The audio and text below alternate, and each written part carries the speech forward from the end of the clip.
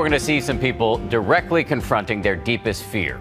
Even though more Americans die while driving than any other form of transportation by far, there is something about boarding a plane where you have no control, you're thousands of feet up in the air, and your destiny is completely in the hands of somebody else that can really freak some of us out. So if you have a truly crippling fear of flying, can it be cured? ABC's Byron Pitts introduces us to a man known as the plane whisperer. For many, flying on a plane is a terrifying experience. Oh my God, you guys, oh my God. It's been 35 years. For them, the mere thought of being trapped in a plane 30,000 feet in the air, pure white-knuckle, chest-thumping, I could barely breathe fear. Like in this documentary, Fear of Flying. Caught on camera. It was such bad turbulence.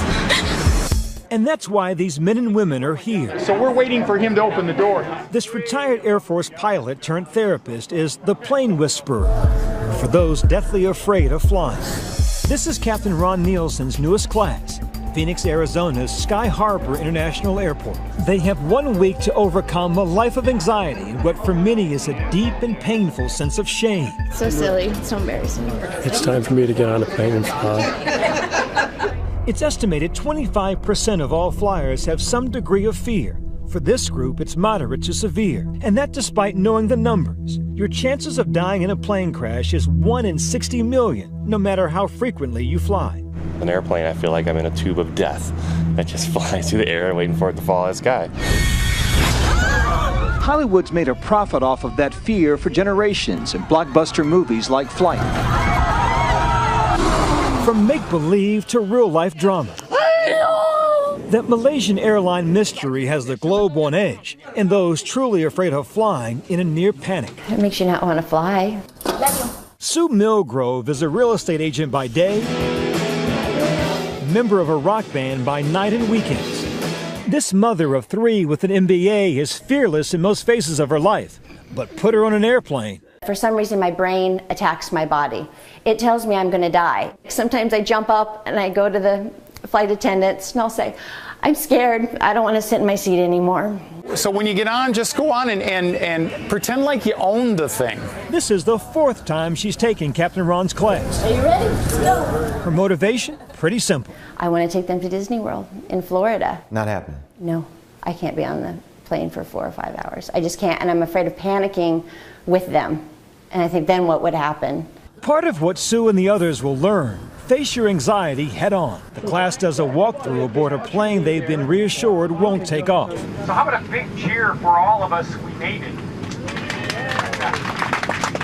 Information, the captain tells them, is key to overcoming fear. What I find for most people is the first thing they need to do is give themselves permission to be afraid.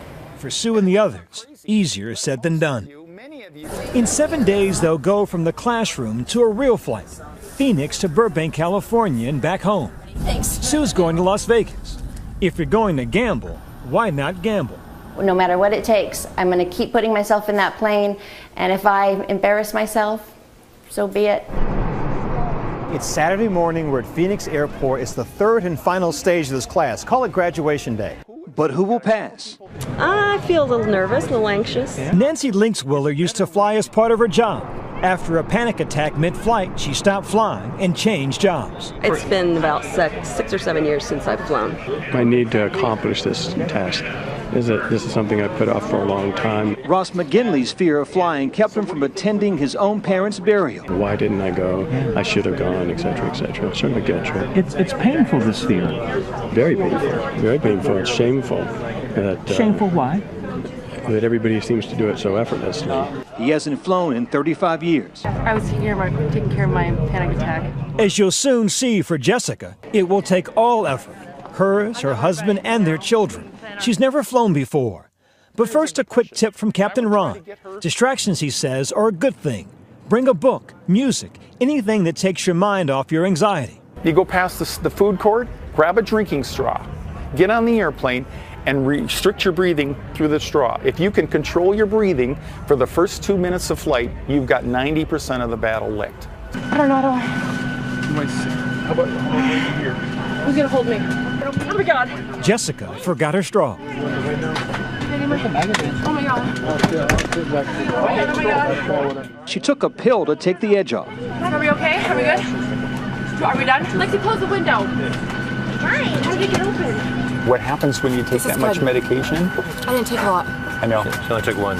Yeah, but what happens is then you end up inducing some anxiety in yourself. Okay. Captain Nielsen says no alcohol and no drugs unless prescribed by a physician. Self-medication, he says, might only add to your anxiety, and Jessica has plenty of that. It's gonna crack open. But you're focused on anything but the thing that you should be focusing on is you. Okay. Yeah, I know. I don't want to die. Alright, so this is a completely full flight today, so... Minutes later, and much to our surprise, Jessica is calm, actually enjoying herself. It's so cool. Well? I am very well.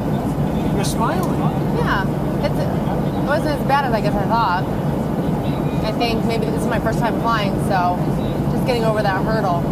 It's actually beautiful. I'm sorry. And Jessica's classmate Nancy, the joy of overcoming her fear overwhelms her. Gosh, it's like the world opens up again. The landing was as smooth as the flight. Jessica spoke, and should we say, screamed for everyone in the class. Everyone but Ross. Although he kept quiet the entire flight, he was horrified. The beginning and the end are hard. I'm actually thinking about driving back. The anxiety overwhelming. He decided to drive back to Phoenix, alone in a car for 6 hours with more regrets, more shame. Sue Wilbro, is she up there, Sue? Oh, Lord. But remember, it's taken Sue 4 classes to get to this point. It wasn't easy, but she made her flight to Vegas. As for the rest of the flyers, I'd love to take credit for it, but it has nothing to do with me. It's always to do with you guys. Captain Ron rewards them with a certificate. Once again, you've cheated death by flying with me. But their real reward is having traveled from fearful to fearless. It's like a little adventure when you get on the plane. It's just an adventure, that's all it is. You know? People who have a fear of doing this kind of stuff, or they feel like they don't have control of things. But you know what? I think the best part is not having the control. Not having it. Do you know what I mean? Just letting it go. For Nightline, I'm Byron Pitts in Phoenix.